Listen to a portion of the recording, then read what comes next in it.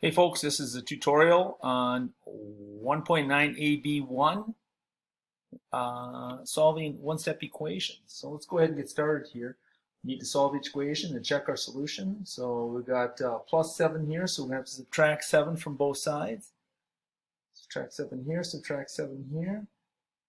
These guys cross off. You've got t on this side and you've got 5 on this side. You can check it by just substituting in. 5 plus 7 is 12. Pretty simple, straight up, right? All right, well, let's go over here and try this one right here, number 6. Now we're going to be dealing with some negative numbers. This is the whole crux of this lesson. So we've got number 6 here. We've got y minus 10, so we have to add 10 to both sides to balance it out. Okay, when we cross this off, we've got just y left, and y is equal to, well, these here are different signs, so the difference between the two is 7. And is positive. So if we pop that in to check our answer, 7 minus 10, yeah, that would be negative 3. Okay, go down and look at number 11. We're going to subtract 9 from here, subtract 9 from here.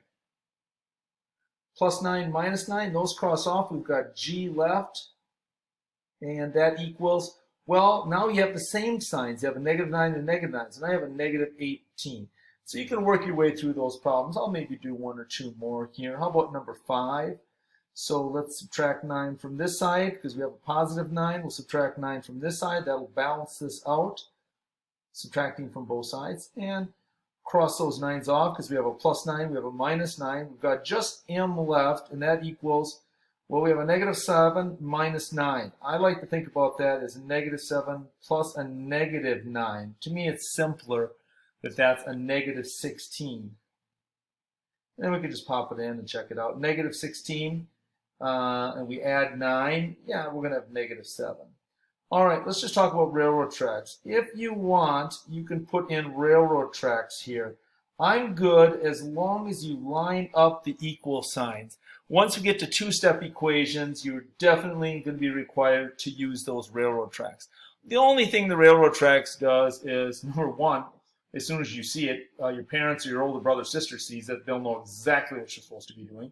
And number 2, it does help you keep your work organized so that your teacher looking at it can see this is your first step here, and you did something on this side, and you did the exact same operation on this side, so they know that it's balanced. They can see the isolation of the variable. This line here is very important too, because that line shows that that's the end of the first operation. So everything above that line is an operation, and then down below it, we've got our isolation of the variable. All right, let's go ahead and look at some of the word problems on here. These are a little trickier. I'm going to slide this up, and I'll do a couple of them.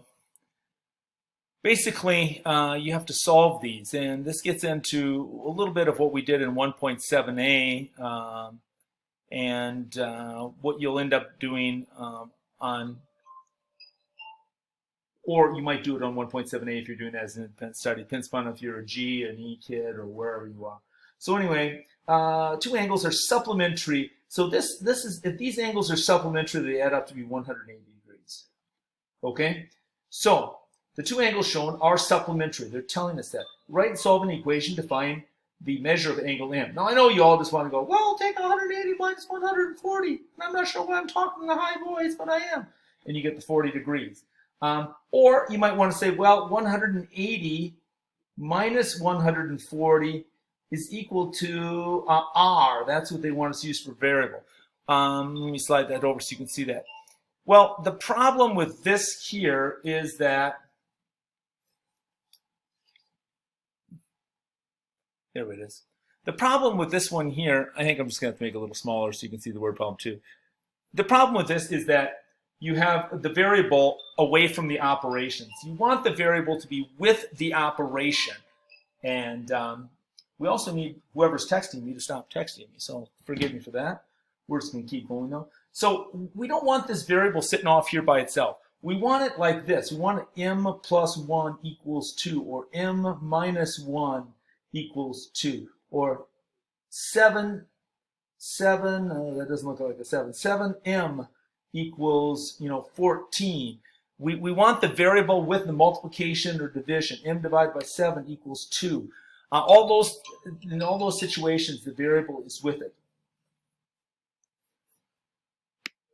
So in all of these situations, the variable is over here with the operation, which is multiplication, division, subtraction, or addition. So we can rewrite this. If 180 minus 140 equals r, we can rewrite this and say that r plus 140 equals 180. Now we have a properly formatted equation. And of course, we could find that by simply subtracting 140 from both sides. Here you've got r and it equals 40 degrees. So this is the way we wanted to solve it. This is the whole point of it, writing those equations with the variable on the same side as the operation. So let's take a look at one more. The Sears Tower in Chicago is the tallest building in the world when it was completed 23 years when it was completed. 23 years later, a taller building was completed in 1996 in Taiwan.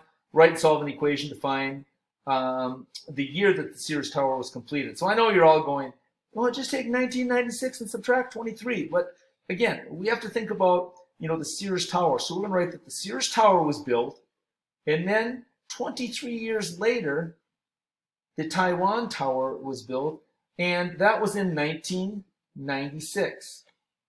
So then we can subtract the 23 to find out when that Sears Tower is built. We can isolate that variable. We get it down to, I'm sorry about this, we have to slide in between. We get down to S equals, well, 6 minus 3 is 3.